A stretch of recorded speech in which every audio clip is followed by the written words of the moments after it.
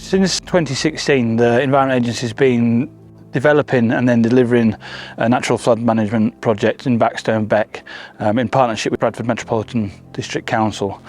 Early on in the project we had a model created which used derived hydrographs, so they were not based on real world data. So over the course of the project we've been monitoring the catchment quite heavily.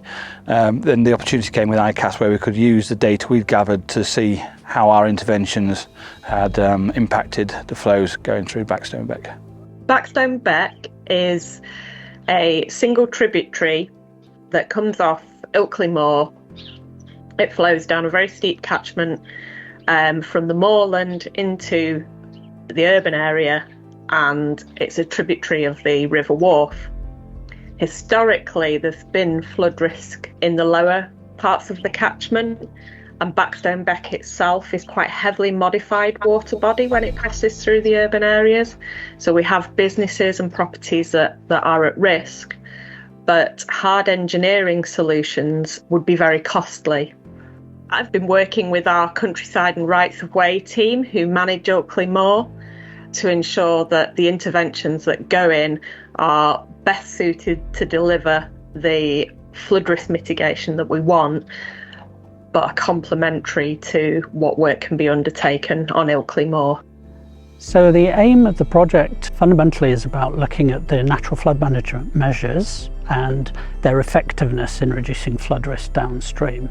And we're particularly interested in the actual kind of effect these measures have rather than theoretical, which is why we're studying them on Backstone Beck particularly. We're also interested in measuring the structures themselves, understanding the volume that they can store and essentially how leaky the dams are that we can then use within modelling in the future. So we're working with Bradford Council, the Environment Agency, Yorkshire Water, and Yorkshire Water then also employ a consultant called Stantec as well, who have provided a lot of the technical information for this project. We've got some really unique data here as well. So the catchment itself has been monitored for 2 or 3 years. This was instigated by Bradford Council, and they've put in a number of gauges along the river which allow us to see how the river is behaving for any given rainfall event. Now what they did was to put these gauges in place first before they added the interventions in later. So we've got this before and after example data set which we can then use in our model build, so we can start to understand, does the model reflect the changes that have happened in the catchment over that time? Can we look at that? And that gives us a lot more confidence in our model results and the conclusions that we can make. I had 2 site visits to Ilkley Moor.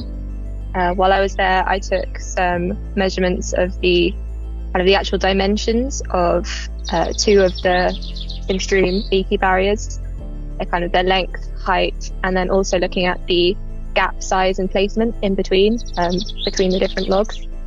One of the potential uses for these measurements is just monitoring the barriers themselves. Obviously they're like a natural material, so they'll degrade over time because of the environment. I think in the future, with a slightly more detailed model, you could potentially represent a structure in the environment before it's built and use the data from that to determine where you want to place the barrier exactly, and maybe what size logs to put in, whether you want big gaps towards the bottom of the barrier or the top of the barrier, because that slightly impacts its storage capacity and how it holds back the flood waters. So far we've got anecdotal evidence and accounts that there appears to be a reduction in flows coming through Backstone Beck at the lower end of the catchment where properties are at risk.